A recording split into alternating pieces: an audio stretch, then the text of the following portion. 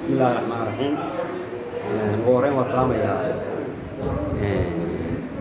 طيب فيديو قدوبية iyo ardayda saafada shaybaarka barta shaybaarka ka qalin jabiyay ama hadda soo baran doona ama kuwa ku shaqeeya maanta xogaa keeban soo duubaya keebkaas wuxuu ka hadlayaa shaybaarka iyo qofka qaaday shaybaarka macnaheedu waxa weeye ardaygii ama qofkii shaybaarista ahaa iyo qofkii beeshinka ahaa marka dhiig laga qaadayo ama wax kale laga qaadayo sida la isku waafajinayo beeshinka iyo dhiigga laga qaadayo ayay niyar ka hadlayaan kow qodobka waan ka hadlaynaa waxaa weeye waxa loo yaqaano qofka dhiigga ka qaadaysid waxyaabaha saamaynta ku yeelan kara dhiigga laga qaadayo hadhow marka la gaadho baaritaan tusaale ahaan qofka dhiig baad ka qaaday dhiigga aad ka qaaday hadhow wuxuu yeelan karaa laga soo bixi kara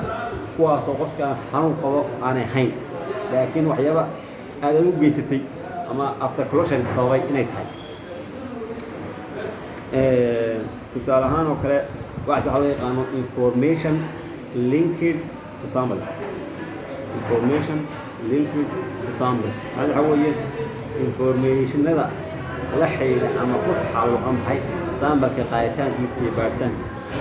tusaale qof baa ku yimid shaybaar doonaya inuu iska qaado ama qof beeshin xanuunsanayo qofka beeshinka xanuunsanaya markuu ku yimaado markiiba magaca iyo dhiigga ka qaadis la goodmaysa waa waraysiga ka horreeya sida dhakhtarku u waraysa beeshinka u waraysta ayuu shaybaaristuna u waraystaa qofka dhiig ka qaada ama qofka uu sambalka ama shaybaarka u sameeyo tusaale qofka kow waxaa qofka loo sheega ama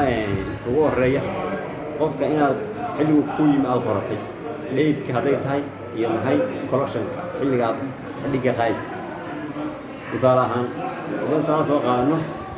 ilaa 6 ilaa 7 qodob baa muhiim u ah shaybaar markaad qaadaysid inaad niyadda ku haysid ama maskaxda ku haysid kow waxaa ka mid ah time and date of collection xilligaad qaadaysaa waa muhiim qof ma faastin baa ma abuu soo cunay ma qatan yahay ma hadda hurdo ka soo kacay ma dhiikariya macaan buu qabaa qofka xilligaad ka qaadaysid in wax soo cunay ugu muhiimsan tahay waa inaad ogaataa qofka time and date of collection number 2 waxaa ugu muhiimsan oo kale oo qofka la weydiinaya recent diet and supplementary uses tusaale ahaan wuxuu hadda soo cunay maxay waxaa jira saamballo uu effect garayn karo cunada ugu dambeysay ee soo cunay waxaa laga marka recent diet hadduu qof ka soo dhargay sonkor iyo macaan iyo glucose iyo waxaa loo yaqaan xalwad kadibna glucose ay kor u kacdo waxaa soo qof macaan mu qaba laakiin wayada waraysi hore ku jirtaa maxaa soo cuntay hada soo cuntay soo recent diet baan ogaataa wuxuu ugu dambeeyay qofku soo cunay hor intaan shaybaarka iman iyo supplementary use waxyaabo la soo qaatay cuntada ama wasaarka quraacda muxuu ku cunay shaabaan ku cabay malin macaan iyo sharaab iyo ku cabay wax macaan oo kale ayaba noocaasa wayaad ogaataa recent diet-ka and supplementary uses aqoonkooda number 2 waxyaabaha sambalka ee qadgarayn kara waxaa ka mid ah baaritaankiisa hadhow laboratory information waa loo yaqaan menstrual cycle xilliga gabadha menstrual cycle ay ku jirto dhiiggeeda qaybo ka mid ah way isbedelaan baaritaanka marka laga hadlayo marka baaritaanka laga gaar ahaan hormoonada ku taxalluqeen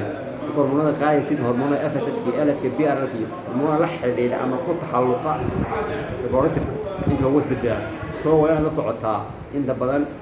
xilligaana baaritaankaas meelsid waa niyadda ku haysaa xilliga gool ku jirta menstrual ku jirta isoo waa ka duwan number 2 waa qofku weydiisaa hadduu nin yahay baa loo badinayaa recent smoking inuu sigaar soo cabayn karo haddii qofku sigaar soo cabay inta badan cilladaha ugu badan ee qiimaha shaybaar waxa weeye inay isbedel ku yimaado ama fluctuation ku yimaado gas blood gas number 2 ama number 5 anane waa current medication use qofku dawooyinkii u dambeeyay uu soo cunay ama uu qaadanayay ugu dambeeyay ama bishii ugu dambeeyay ama maalinta lafteeda soo qaatay waa muhiim shaybaar marka la baarayo tusaale qofka hadduu soo qaatay kaniinka sonkorta kadib sonkorta baadhonooma ay noqotay qofku ku dhamacaan ma qaba ma qabtay baa oranaysa laakiin maxaa ilowday inay information ku darsatay qofka inuu qof macaan qabay iyo inaanu qabin si aad ugu go'aan qaatid sonkorta xilliga abaaris qodobadu waxaa ka mid ah recent medical illness qofka in xanuunka uu ka camanayo mooyaan xanuun kale inuu ku dhacay xilligaas haddii qofku uu saaran ka cabanayo wax laga qaanoonayo uu ka cabanayo saaran qofka uu ka cabanayo wax laga qaanoonayo saaran ka yuta inuu ka cabanayo ama unit track infection uu ka cabanayo وإني ذيك وحياة بكرة وكل عاي هذي تشوف كذا عيو تايجا هذي تاي حنون هرق كذا عيو هذا أنا حين سيا يقولن قاتل خوف كان حنون كهية يكير وصل عيسى سكوح على أنا ريسنتي ميديكال نس نمبر 2 أما نمبر 7 خود معوي storage condition خوف من هذا سوي دي يعني كذا كبعد أقول على هذا storage condition هل كديجا لكينيو ياكل واحد فيه ياكل ديجا يما هو مصرين بقى من الحاد بقى مروم تمبرتشر بقى هل كاس وجود بيس سو أنت ما كاس سوقاتي صار أقف السوي دي وربحينتي كدني أديجا سوقاتي